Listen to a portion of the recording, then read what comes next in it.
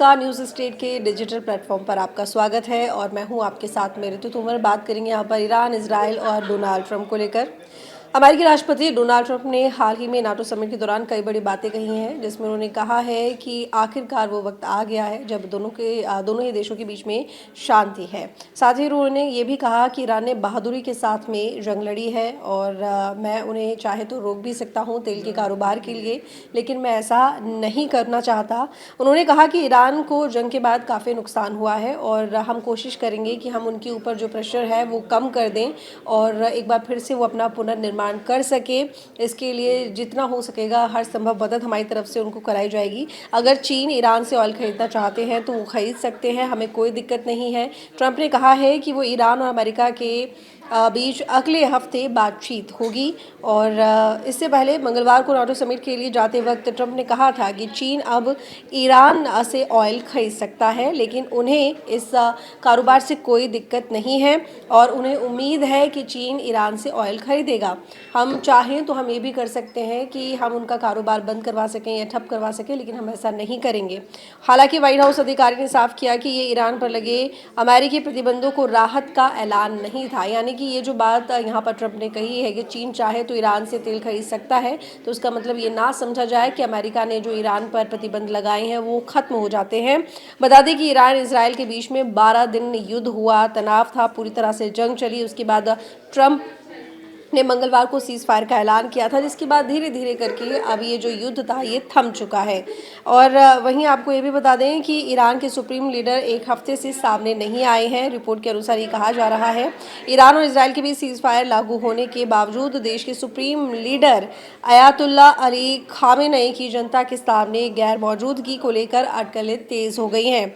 साथ ही रिपोर्ट्स के मुताबिक खामेनेई को पिछले लगभग एक सप्ताह से ना तो सार्वजनिक तौर पर देखा गया है और ना ही उनका कोई बड़ा बयान सामने आया है।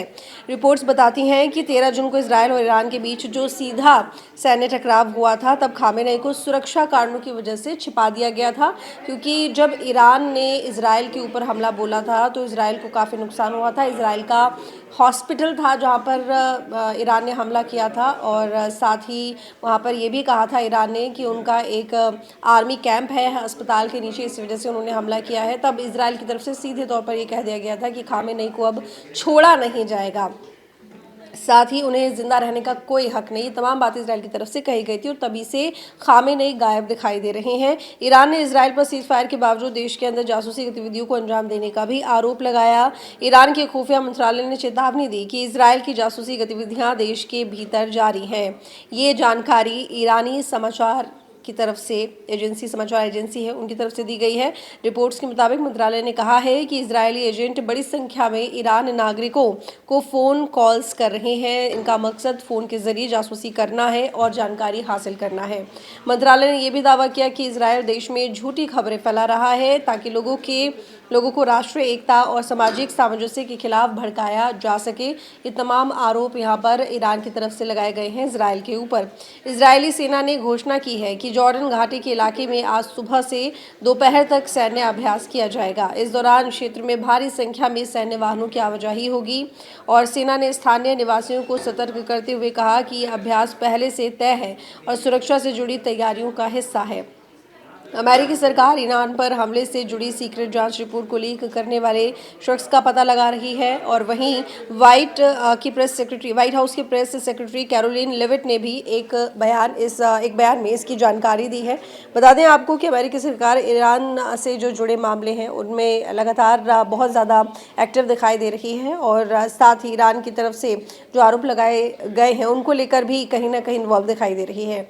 अमेरिकी खुफिया एजेंसी CIA ने पुष्टि की है कि 22 जून को ईरान के परमाणु साइट्स पर किए गए अमेरिकी हमलों में ईरान के न्यूक्लियर प्रोग्राम को गंभीर नुकसान पहुंचा है और उसे इन साइट्स को दोबारा तैयार करने में कई साल लग जाएंगे। CIA निदेशक जॉन रेडक्लिफ ने बुधवार को जारी एक आधिकारिक बयान जारी कर इस बात की पुष्टि की थी। बता दें आपको कि हाल ही में कुछ दिनों पहले अमेरिका ने ईरान की जो न्यूक्लियर साइट्स थी उन पर हमला किया था। 3 साइट्स थी जिन पर हमला किया था और उसमें काफ़ी नुकसान हुआ था। हालांकि ईरान की तरफ से कहा गया था कि कुछ खास नुकसान नहीं हुआ है और जो नुकसान हुआ है हमने वहाँ से पहले से ही अपने जो न्यूक्लियर प्रोग्राम्स के लिए जितनी भी वहाँ पर सामग्री थी उनको हटा दिया था और वो सारी चीज़ें हमने पहले ही ट्रांसफ़र कर ली थी। तो ऐसे में अब यहाँ पर जो अमेरिका की तरफ से दावा किया जा रहा है उसमें ये कहा गया है कि उनको काफ़ी नुकसान पहुँचा है, तो दोबारा से वो इंफ्रास्ट्रक्चर नहीं खड़ा कर पाएंगे, दोबारा से न्यूक्लियर प्रोग्राम शुरू नहीं कर पाएंगे। वहीं अमेरिकी राष्ट्रपति डोनाल्ड ट्रंप ने इजराइल की न्यायपालिका से प्रधानमंत्री बेंजामिन नेतन्याहू के खिलाफ चल रहे भ्रष्टाचार मुकदमे को तुरंत रद्द करने की मांग की है। बता दें कि उन्होंने इसे एक राजनीतिक साजिश करार दिया। ट्रंप ने एक सोशल मीडिया पोस्ट में लिखा कि इजराइल अपने प्रधानमंत्री के खिलाफ बेतुका मुकदमा चला रहा है और इजराइल ने हाल ही में नेतन्याहू जैसे मजबूत नेता के नेतृत्व में अपने इतिहास के सबसे महान दौर को देखा है। ट्रंप ने कहा कि नेतन्याहू एक बड़े नेता हैं, एक मजबूत नेता हैं, उनका मुकदमा तुरंत रद्द किया जाना चाहिए या फिर उन्हें माफ़ी दी जानी चाहिए। वे एक महान नायक हैं और उन्होंने देश के लिए बहुत कुछ किया है, जिस तरीके से वो ईरान के खिलाफ खड़े रहे हैं। ट्रंप ने लिखा, अमेरिका ने इजराइल को बचाया है और अब अमेरिका नेतन्याहू को बचाने जा रहा है। न्याय के नाम पर किया जा रहा मजाक अब नहीं चलेगा। वहीं अमेरिकी राष्ट्रपति डोनाल्ड ट्रंप ने घोषणा की है कि रक्षा मंत्री पीट हेगसेथ गुरुवार सुबह एक बड़ी प्रेस कॉन्फ्रेंस करेंगे, जिसका मकसद ये होगा कि आखिर क्या कुछ चल रहा है उसके बारे में जानकारी देना और साथ ही अमेरिकी हमलों से जो नुकसान हुए हैं उनमें जो सवाल उठ रहे हैं उनको दूर करना। ट्रंप ने social media platform truth social पर पोस्ट करके इसकी जानकारी दी है।